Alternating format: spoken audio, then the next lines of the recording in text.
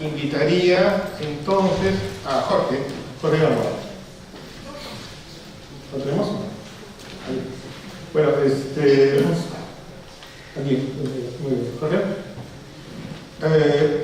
Hay una cosa interesante para mostrar lo variado que es este evento que ha organizado el IEP y el Instituto Goethe, y es que tenemos a un arqueólogo entre nosotros. Si hay quienes saben que la historia del Perú se construyó a partir de migraciones constantes, son los arqueólogos. Jorge Gamboa es licenciado en Arqueología y máster en Gestión de Patrimonio Cultural, egresado de la Universidad Nacional de Trujillo. Ha sido becario de la Biblioteca de Estudios Precolombinos de Burbank and Oaks, en Washington, D.C. Ha trabajado, es largo mencionar todo su trabajo que tiene en cuanto a proyectos arqueológicos. Solo resumiré que ha trabajado desde Chavín de Huanta hasta el norte con Moche y Chanchan, pasando obviamente por la costa, que es prolífico. Actualmente trabaja en las escuelas de arqueología de la Universidad Santiago de Antunes de Mayolo. Ha publicado un libro, Archaeological Heritage in Modern Urban Landscape, Asian Motion in Trujillo, es decir, el impacto que tienen las migraciones en el patrimonio arqueológico. Esto es importante porque pocas veces se ha hablado de esto. Por ejemplo, en el caso de Trujillo, que tiene la ciudad muerta más grande del mundo, o incluso lo podríamos ver en el caso de Lima, con huacas que han sido tomadas también como posicionamiento, y no son sino una migración más que ha sido tomada históricamente. Entonces, su ponencia es sobre los espacios construidos prácticamente por numerosas migraciones, es decir, desde la preeconomía hasta las actuales, y cómo hay el impacto en ellas por una migración. Migrantes, huacas, distritos periféricos, la formación de nuevas comunidades urbanas y el patrimonio arqueológico de Trujillo. Gracias. Las ponencias anteriores han brindado una mirada sobre la llegada del exterior de familias e individuos a nuestro país. Esta ponencia, en cambio, tiene una mirada interna y doblemente interna, como verán a continuación. Los distritos periféricos de Trujillo, en el norte del país, fueron reconocidos recién formalmente en las décadas del 60 y 70. El día de hoy tienen ya 500.000 de habitantes. Para Lima puede parecer poco, pero para Trujillo es una cantidad bastante alta. El inicio de las grandes migraciones rurales a la costa peruana empezó a mediados del siglo XX. La integración de estas comunidades a la administración pública para fines de tributación o administración política tendría lugar solamente años después. El urbanismo popular de la segunda mitad del siglo XX tuvo como características bajos niveles de ingreso, un alto crecimiento demográfico local, una construcción en periodo de crisis, etc. En 1945, la ciudad de Trujillo contaba con 50.000 habitantes. Las migraciones rurales, particularmente de La Libertad y Cajamarca, hacia Trujillo, darían origen entre los años 50 y 60 a las poblaciones de La Esperanza, Florencia de Mora y El Porvenir, y crearían nuevos asentamientos populares en Huanchaco, Buenos Aires, Laredo, etc. El trasvase demográfico a Trujillo no fue un tema de mayor interés en los primeros estudios del urbanismo popular peruano. Por ejemplo, los trabajos de Matos, Dietz o Dorich simplemente no mencionaron ese caso. La formación de los nuevos distritos de Trujillo, entonces, avanzaría, pero no sería examinada desde la capital.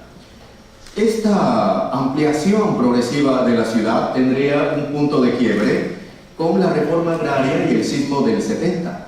Los años 80 y 90 verían nuevas oleadas de inmigrantes de Cajamarca, Huamachuco, Otusco, etc. Pero también verían la consolidación de una microeconomía local, como por ejemplo la producción de calzado, por la cual Trujillo es bastante conocida.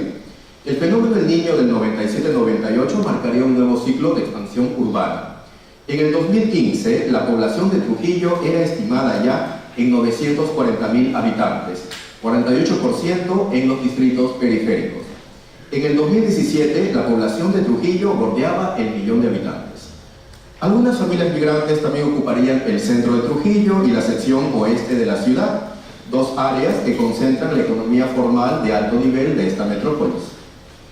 Sin embargo, la gran mayoría se ubicarían en los sectores que he mencionado minutos atrás.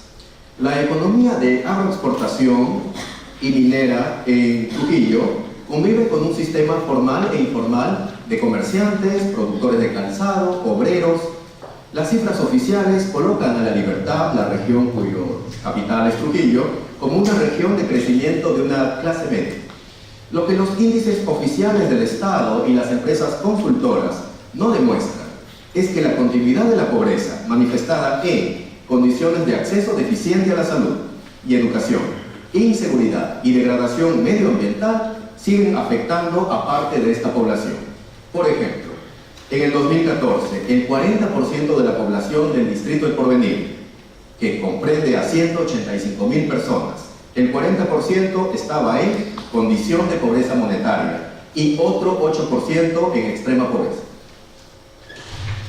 La realidad socioeconómica local no es nada simple. Tampoco puede ser analizada bajo los criterios de un discurso socioeconómico uniforme en relación a la pobreza. Las secciones más consolidadas de estos distritos periféricos son también áreas de intensa actividad comercial. Sin embargo, a la vuelta de la esquina y en sectores de origen más reciente, son evidentes bajos índices de empleo formalizado y salario.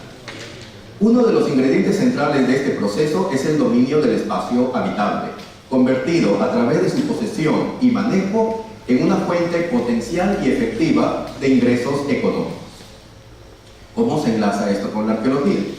Los sitios arqueológicos emplazados en las márgenes urbanas de Trujillo representan la huella de migraciones mucho más antiguas, algunas del tiempo de las primeras poblaciones humanas en el continente.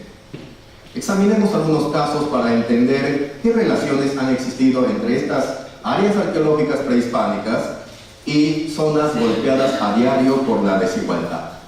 Huanchaco, muchos han oído hablar de esa localidad. Pampa La Cruz en Huanchaco fue excavada en los años 70 y 80 por el Ministerio de Cultura, entonces INC, y la Universidad de Harvard.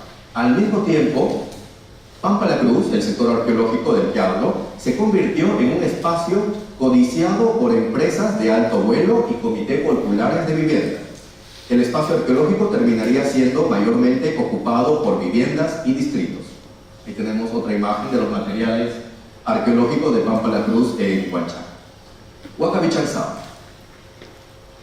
Huacabichanzao se ubica en el límite entre Florencia de Mora y El Porvenir. A fines de los 80, la Universidad Nacional de Trujillo excavó allí.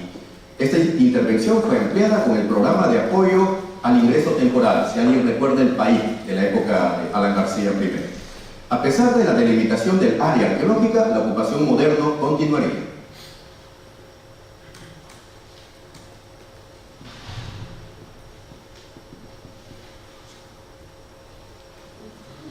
En el presente, el lugar aparece recortado por viviendas, calles, escombros y basura. Casi ya no queda la Huaca.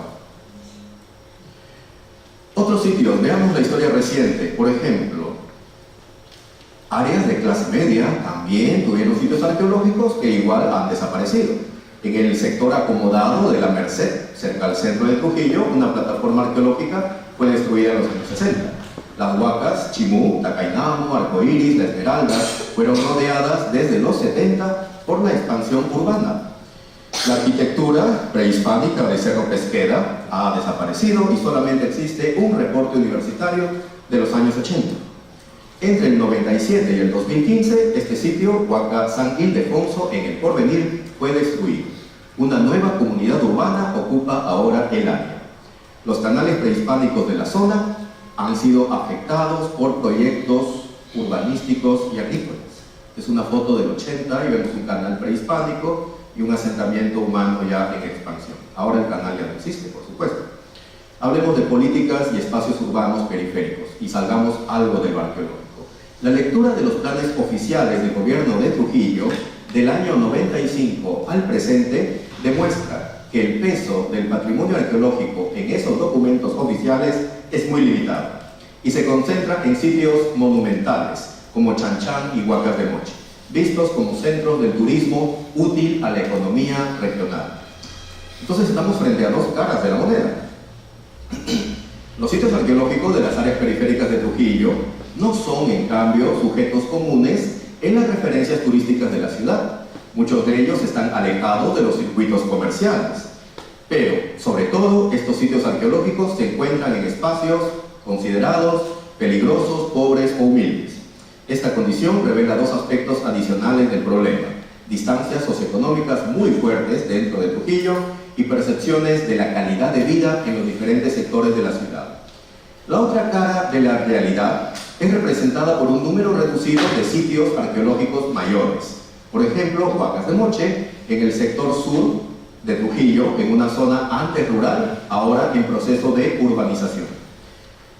Me gustaría hablar en los últimos 5 minutos sobre la centralidad y también lo efímero de la, entre comillas, cultura en la ciudad de Trujillo. La celebración en 1985 del 450 aniversario de fundación de Trujillo, Fundación Hispana, fue acompañada por actividades culturales que sirvieron para promocionar a la ciudad como la más culta del Perú. Mientras tanto, en los ya entonces extensos sectores periféricos de la ciudad, miles de familias se encontraban desvinculadas de las festividades conducidas en y desde el centro político y económico de la ciudad. Esta realidad se extiende hasta ahora. Si examináramos el mapa de la ciudad, nos mostraríamos a nosotros mismos que la concentración de espacios culturales, museos y universidades sigue en el centro y el lado oeste de la metrópolis. ¿Qué lecciones debemos sacar de lo descrito? Muchas, pero voy a reducir a algunas 3. Primero, las áreas urbanas empobrecidas no son un escenario favorito de inversión privada en apoyo a salud, educación, cultura y seguridad de las poblaciones locales. El rol público de las empresas regionales, ya fuera como mecenazgo, filantropía o inversión directa en las márgenes de la ciudad, no va en ese sentido. Las familias de origen migrante campesino de menor condición económica no interactúan frecuentemente con los grupos económicos privilegiados y privados de la región. La excepción ocurre en épocas electorales o durante las crisis climáticas. Algunos recordarán del Emporio Acuña, por ejemplo. 2. La presencia del Ministerio de Cultura en gran parte del área metropolitana de Trujillo es esporádica. Esa situación tiene facetas. La representación regional del Ministerio de Cultura tiene un número bajo de especialistas en arqueología y defensa legal. El apoyo de las autoridades municipales, comités de vivienda, empresas, a los casos de destrucción, a las denuncias frente a esos casos, es bajo o nulo. La falta de presupuesto es señalada desde adentro como una explicación y excusa del estado de las cosas.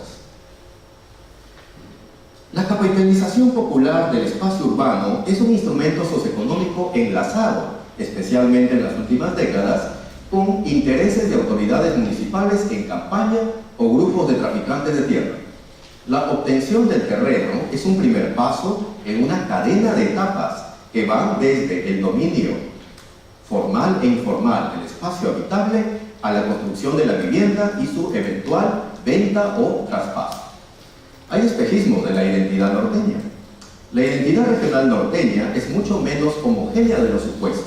Si bien las construcciones sociales promovidas por el turismo y la política regional impulsan la supuesta continuidad entre el esplendor prehispánico y el auge macroeconómico de Trujillo, la realidad de amplios sectores de la población urbana local está alejada de esta representación ofertada en el mercado. Las hegemonías de clase, la informalidad exacerbada y la corrupción se suman en ese panorama a la incertidumbre de un sistema educativo afectado por la ausencia de programas orientados a examinar problemas locales. Coexisten hegemonías de clase e intereses populares. La capitalización popular del terreno, como en el caso que vemos al frente, en el fondo, permitió a los migrantes alcanzar una posición más ventajosa en la construcción de la ciudadanía urbana. La conservación de los sitios arqueológicos, percibidos como pertenecientes a una otredad lejana, premoderna, no tuvo un rol destacado en este proceso de apropiación del territorio. Las empresas privadas de la región no apostaron por los sitios arqueológicos en las márgenes de la ciudad, las márgenes pobres. El Estado quedó como único guardián de áreas arqueológicas, algunas de las cuales, las más afortunadas, terminaron rodeadas por viviendas, otras simplemente fueron destruidas. Es notable la ausencia de voces desde la periferia, reclamando la preservación de los sitios arqueológicos. Las causas de esa actitud hacia la materialidad del pasado prehispánico o arqueológico, pueden encontrarse más que en el origen migrante, en la escasa o inexistente inclusión del tema patrimonial y arqueológico en las políticas municipales o la educación escolar, rural y urbana. La falta de programas de investigación y gestión cultural en las periferias de la metrópoli trujillana agrava esta situación. Mis comentarios finales. La formación en Trujillo de áreas urbanas creadas por quienes pasaban del campo a la ciudad tuvo entre sus consecuencias la pérdida de espacios representativos de procesos migratorios milenarios, mucho más antiguos. ¿Existen alternativas para estos sitios arqueológicos examinados? Sí, sí las hay. Esta diapositiva muestra algunas de esas alternativas, en el plano teórico, por supuesto.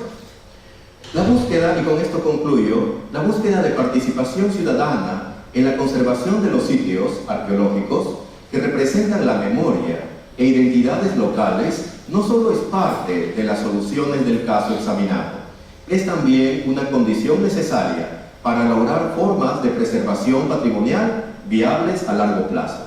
Pero, por sobre todo, alcanzar ese objetivo debe contribuir a replantear las estrategias de análisis y solución de los problemas de coexistencia ciudadana en Trujillo, una ciudad asolada el día de hoy por diversos factores que siempre repercuten en los medios, como ustedes sabrán perfectamente. El problema es álgido, las soluciones son necesarias, pero lamentablemente el día de hoy no alcanzamos todavía en Trujillo el punto de análisis que permita entender que el lado turístico de la ciudad es una pantalla para los problemas de coexistencia ciudadana y urbana en su interior.